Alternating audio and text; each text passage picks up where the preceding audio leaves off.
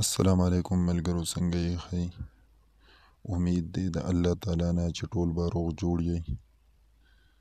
ملګرو، نن درته یو ډیر مجرب او زبردست ازمایلی شوی عمل درښایم.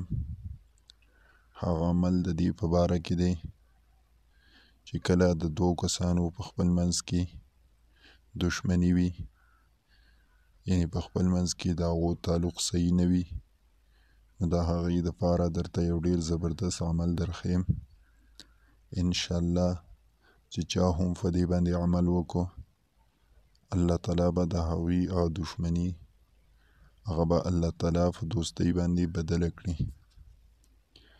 خو که دغه دشمنان یعنې د ښځې او خاوند په خپل منځ کې تعلق ښه نه وي، او که نور څوک وي، نو د قرآن کریم د 12مې سپارې د آیات مبارکه قد شغفها حبا او بل یا ودودو یا ودودو، دا دی د ماښام د مانځه نه بعد 300 پیرې په ګوړه یا په بل خوږ څیز باندې دم کړي او په هغه کس باندې دې وخوروي چې د چا په خپل منځ کې دشمني ده.